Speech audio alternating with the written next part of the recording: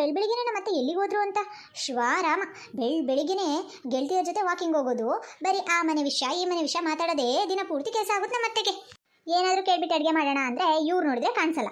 ಅದೇ ಏನಾದರೂ ನನ್ನಿಷ್ಟ ಬಂದಂಗೆ ನಾನೇನಾದರೂ ಅಡುಗೆ ಮಾಡಿದ್ರೆ ನಿಮಗೆ ಏನೇನು ಬೇಕೋ ಅದನ್ನೇ ಮಾಡ್ಕೊಂಡಿದ್ದಿ ತಗ ಅಂತ ಅದಕ್ಕೂ ಕೂಗಾಡ್ತಾರೆ. ನಾನು ಏನು ಮಾಡೋದು ಅಂತಲೇ ನನಗೆ ಗೊತ್ತಾಗಲ್ಲ.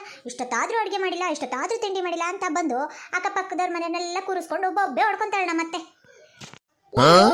ಒಬ್ಬೊಬ್ಬಳೇ ನಿಂತ್ಕೊಂಡು ಒಬ್ಬೊಬ್ಬೆ ಬಡ್ಕೊತಾ ಇದೀಯಾ? ಯಾಕೆ ಉಚ್ಕಿ ಚಿಡಿತಾ ಏನು? ಒಬ್ಬೊಬ್ಬಳೇ ನಿಂತ್ಕೊಂಡು ಮಾತಾಡ್ತಾ ಇದೀಯಾ? ಅಯ್ಯೋ ಬಿಡೆ ಪ್ರೀತಿ, ಅರ್ಧ ಮೆಂಟಲ್ ಆಗ್ಬಿಡ್ತೀನಿ. ಹುಚ್ಚಿಡಿಯೋದೇನು? ನನಗೆ ಕರ್ಕೊಂಡೋಗಿ ಮೆಂಟಲ್ ಹಾಸ್ಪಿಟ್ಲಿಗಾದ್ರೂ ಬಿಟ್ರೆ ನೆಮ್ಮದಿ ಆಗಾದ್ರೂ ಇದು ಬಿಡ್ತೀನಿ.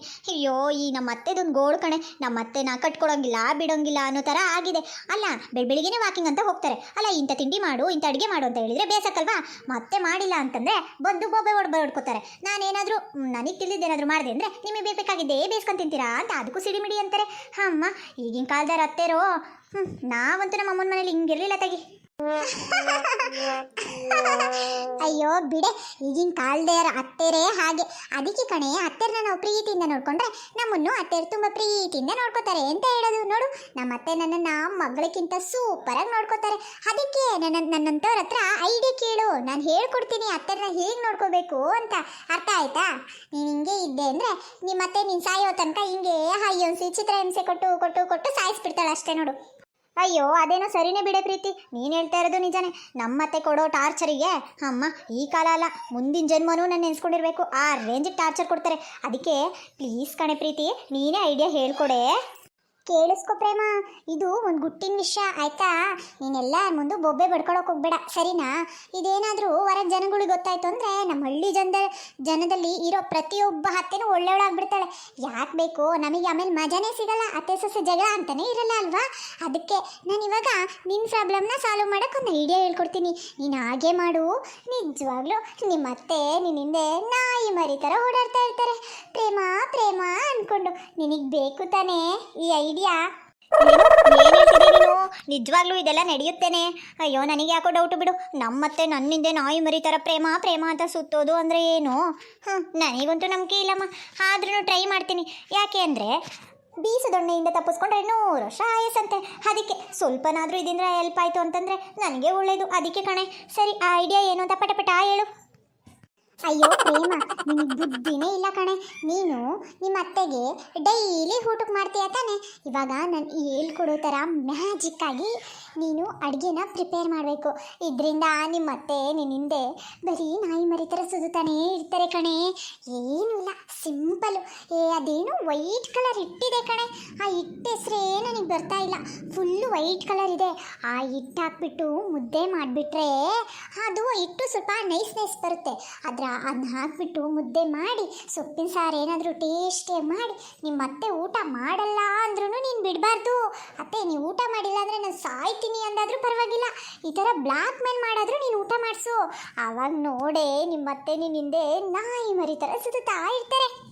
ಓ ಹೌದೇನೆ, ವೈಟ್ ಕಲರ್ ಹಿಟ್ಟು ಯಾವ ಹಿಟ್ಟೆ? ಅದಕ್ಕೊಂದು ಹೆಸರು ಅಂತ ಇರಲ್ವಾ? ಸರಿ ಹೋಗಲಿ, ಜೋಳದ ಹಿಟ್ಟಾ ಅಥವಾ ಅಕ್ಕಿ ಹಿಟ್ಟಾ ಅಲ್ಲ ಗೋಧಿ ಹಿಟ್ಟಾ ಇಲ್ಲ ಮೈದೆ ಹಿಟ್ಟಾ? ಅಯ್ಯೋ ಇವಷ್ಟು ವೈಟ್ ಕಲರೇ ಇದೆ, ಯಾವ್ದ್ರಲ್ಲಿ ಮುದ್ದೆ ಮಾಡಬೇಕೇ? ಅಯ್ಯಯ್ಯೋ ಏನಪ್ಪ ಮಾಡಲಿ ಇವಾಗ? ವೈಟ್ ಕಲರ್ ಇಟ್ಟು ಅಂತ ನಾನೇನೋ ಬಿಲ್ಡಪ್ ಕೊಡೋಣ ಅಂತ ಹೇಳಿಬಿಟ್ಟು ಏನೋ ಒಂದು ಮಾಡಿದೆ. ಆದರೆ ಇದೇನೋ ಬೇರೆನೇ ಆಗ್ತಾ ಇದೆಯಲ್ಲ, ಏನು ಮಾಡೋದು ಇವಾಗ? ಲೇ ಪ್ರೀತಿ, ಏನೇ ನೀನು ಅರ್ಧಂಬರ್ಧ ಐಡಿಯಾ ಕೊಡ್ತೀಯಲ್ಲ, ಯಾ ಇಟ್ಟು ಅಂತ ಬುಗುಳೆ. ಅಯ್ಯೋ ನಾನೇನು ಸ್ವಲ್ಪ ಎಮೋಷ್ನಲ್ಲಲ್ಲಿ ಹೇಳ್ಬಿಟ್ರೆ ಇವಳು ನೋಡಿದರೆ ಅದನ್ನೇ ಇಟ್ಕೊಂಡ್ಬಿಟ್ಲು. ಅಲ್ಲ ನನಗೆ ಗೊತ್ತಿದ್ರೆ ತಾನೇ ಇವಳಿಗೆ ಹೇಳೋದು ಯಾ ಇಟ್ಟು ಅಂತ ಹೇಳಿ. ಇಲ್ಲ ಇವಳ ಹತ್ರ ನಾನೇನಾದರೂ ಇವಾಗ ಏನೋ ತಮಾಷೆ ಮಾಡಿದ್ದೀನಿ ಅಂತ ಗೊತ್ತಾದರೆ ಮುಗೀತು ಕತೆ. ಇಡೀ ಅಟ್ಟಿ ತುಂಬ ನನ್ನನ್ನು ಬ್ಯಾಡ್ ಮಾಡಿಬಿಡ್ತಾಳೆ. ಬೇಡ ಅದಕ್ಕಿಂತ ಯಾವುದಾದ್ರೂ ಒಂದು ಇಟ್ಟೆಸ್ರು ಹೇಳಿ ಬಚಾವಾಗೋದೇ ಮೇಲು. ಲೇ ಕಪ್ಪಿ, ಏನೇ ಯೋಚನೆ ಮಾಡ್ತಿದ್ಯಾ? ಸಂಕಟ ಬಂದಾಗ ವೆಂಕಟರಮಣ ಅಂತೇಳಿ ನಿನ್ನ ಪದನೇ ಗಟ್ಟಿ ಅಂತ ನಂಬ್ಕೊಂಡು ಕೂತಿದ್ದೀನಿ. ಪಟ ಹೇಳಲೆ ಅಂದರೆ ಇನ್ನೂ ಯೋಚನೆ ಮಾಡ್ಕೊಂಡು ನಿಂತಾಳೆ. ಅಯ್ಯೋ ನಮ್ಮತ್ತೆ ಹಿಡಿಂಬೆ ಬಂದೇ ಬಿಡ್ತಾಳೆ ಕಣ ಇವಾಗ. ಪ್ಲೀಸ್ ಹೇಳೆ ಬೇಗ. ಅದೇನಿಟ್ಟು ಅಂದರೆ ಅದು ಪ್ರೇಮ. ಅದೇನು ಬಿ ಲೇ ಅದೇನಲೇ ಬಿ ಏನೇಲೇ ಬೀಚಿಂಗ್ ಪೌಡ್ರೇನೆ? ಇದ್ಯಾವುದೋ ಹೊಸ ಹಿಟ್ಟು ಅಂತ ಕಾಣ್ತದೆ. ಸರಿ ಇದನ್ನೇ ಮೇಂಟೈನ್ ಮಾಡೋಣ. ಓ ಇದು ಚೆನ್ನಾಗಿದೆ. ಕರೆಕ್ಟ್ ಜಾಣಿ ಕಣೆ ನೀನು. ಅದೇ ಬೀಚಿನ ಪೌಡ್ರು ಅದನ್ನ ಹಾಕ್ಬಿಟ್ಟು ಮುದ್ದೆ ಮಾಡಿ ನಿಮ್ಮ ಅತ್ತೆ ಕೊಡು. ನಿಮ್ಮ ಅತ್ತೆ ತಿನ್ನೋ ತನಕ ಬಿಡ್ಬೇಡ. ನಿಮ್ಮ ಅತ್ತೆ ಏನಾದರೂ ತಿನ್ನಲಿಲ್ಲ ಅಂದರೆ ನಾನು ಸತ್ತೋಗ್ಬಿಡ್ತೀನಿ ಅಂತ ಬ್ಲ್ಯಾಕ್ ಮೇಲ್ ಮಾಡು. ನಿಮ್ಮ ಅತ್ತೆ ತಿಂದೇ ತಿಂತಾರೆ.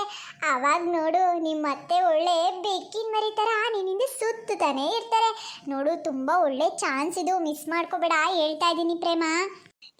ಇದೇನೇ ಪ್ರೀತಿ, ಗೋಧಿ ಹಿಟ್ಟಲ್ಲಿ ಮುದ್ದೆ ಮಾಡೋದು ಕೇಳಿದೀನಿ, ಅಕ್ಕಿ ಹಿಟ್ಟಲ್ಲಿ ಮುದ್ದೆ ಮಾಡೋದು ಕೇಳಿದೀನಿ, ರಾಗಿ ಹಿಟ್ಟಲ್ಲಿ ಮುದ್ದೆ ಮಾಡೋದು ಕೇಳಿದೀನಿ.